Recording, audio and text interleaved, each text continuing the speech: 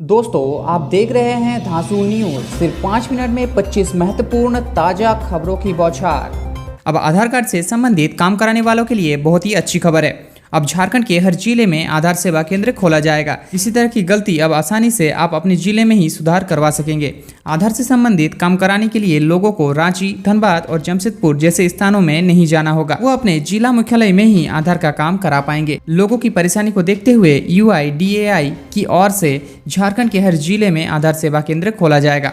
रांची में रातू रोड स्थित गैलेक्सिया मॉल और कांटाटोली के निकट स्थित स्टेट प्लाजा में सेवा केंद्र खोला गया है। चलिए हम आपको बता देते हैं कि इसके कई फायदे हैं। आधार सेवा केंद्र खोलने से बड़ा फायदा यह होगा कि आधार कार्ड से संबंधित सभी सेवाएं अपने जिले में आसानी से ले सकेंगे। परेशानी कम होगी, साथ ही समय और पैसे दोनों की बचत होगी। कई बार दूसरे जिले से आने वाले लोगों को परेशानी भी होती है।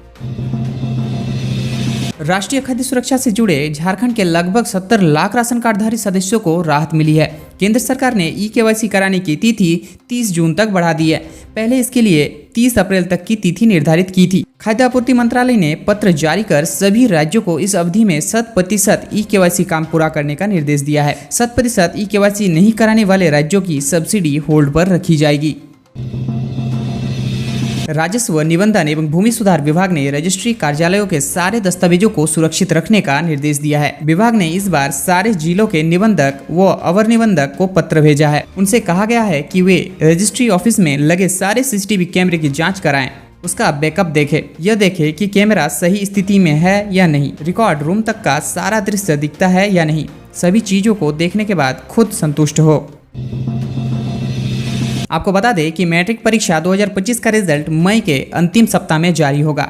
उत्तर पुस्तिका का मूल्यांकन अंतिम चरण में है। अगले सप्ताह मूल्यांकन की प्रक्रिया पूरी हो जाएगी। जैक से प्राप्त जानकारी के अनुसार रिजल्ट 25 मई के बाद जारी किया जाएगा। मैट्रिक के रिजल्ट के बाद ही इंटर का रिजल्ट भी जारी होगा। हालांकि इंटर का रिजल्ट जून के प्रथम सप्ताह में जारी होने की संभावना है। इंटर की उत्तर पुस्तिका का मूल्यांकन भी 20 मई तक पूरा हो जाएगा। हालांकि जैक ने 11वीं बोर्ड परीक्षा का मॉडल सेट प्रश्न पत्र जारी कर दिया है। जैक के वेबसाइट jack.jharkhand.gov.in पर मॉडल सेट प्रश्न पत्र उपलब्ध है। झारखंड एकेडमिक काउंसिल ने परीक्षा की तिथि भी घोषित कर दी है। और आपको बता दें कि परीक्षा 20 से 23 मई तक होगी।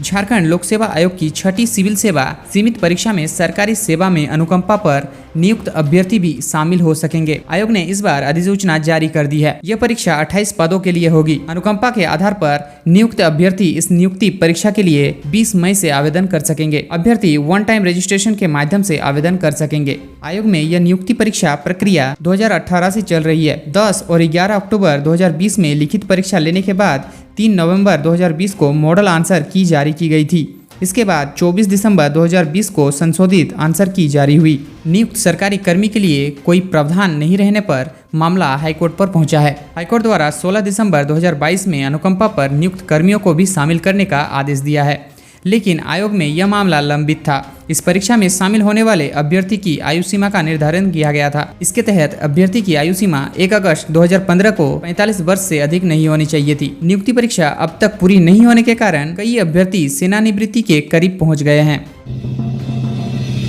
डायन बिसाई के शक में कोरवा जनजाति की 7 महिलाओं और पुरुषों को ग्रामीणों ने पीटा। पहले गांव में पंचायती बैठक हुई।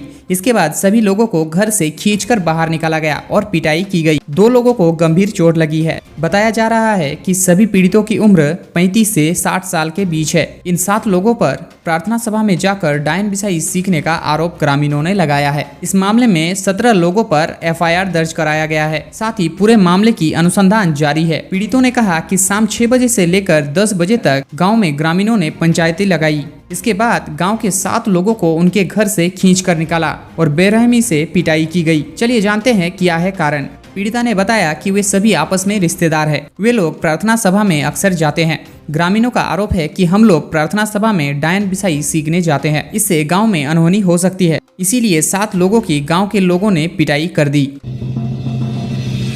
मुख्यमंत्री हेमंत सोरेन ने राज्य के अधिवक्ताओं के लिए स्वास्थ्य बीमा योजना की शुरुआत की। अधिवक्ताओं को सांकेतिक रूप से बीमा कार्ड का वितरण किया। रांची स्थित खेलगांव के हरिवंश टाना भगत स्टेडियम में आयोजित समारोह में श्री सोरेन ने इसे समाज के बौद्धिक वर्ग को राज्य सरकार का तोहफा बताया। कहा कि अधिवक्ताओं के लिए बीमा योजना की शुरुआत कर राज्य सरकार संदेश दे रही है कि हमें सभी वर्गों की चिंता है। मुख्यमंत्री ने कहा कि अधिवक्ताओं की सामाजिक, पारिवारिक व आर्थिक स्थिति को करीब से महसूस किया है। समस्याओं के समाधान के लिए अधिवक्ता न केवल बीमा बल्कि गुरुजी क्रेडिट कार्ड योजना का भी लाभ उठाएं।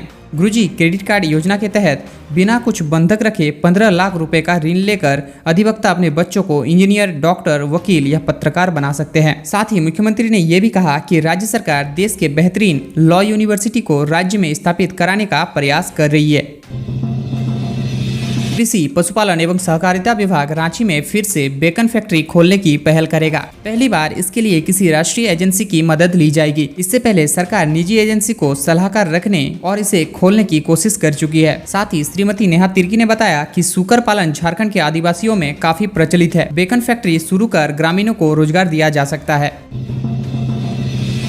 स्वास्थ्य मंत्री डॉक्टर इरफान अंसारी ने कहा कि झारखंड अधिवक्ताओं को स्वास्थ्य बीमा का लाभ देने वाला देश का पहला राज्य है। इसके पहले चरण में 15,000 पंजीकृत अधिवक्ताओं को योजना का लाभ मिलेगा। उसके बाद चरणबद्ध तरीके से शेष अधिवक्ताओं को भी योजना से जोड़ा जाएगा। डॉक्टर इरफान अंसारी ने यह भी कहा कि मुख्यमंत्री गरीब से लेकर सभी वर्गों का सम्मान करते हैं। कई बार उनकी योजना बाद में समझ आती है। चुनाव के पहले मुख्यमंत्री का मास्टर स्ट्रोक मैया सम्मान योजना भी लोगों को देर से समझ में आई।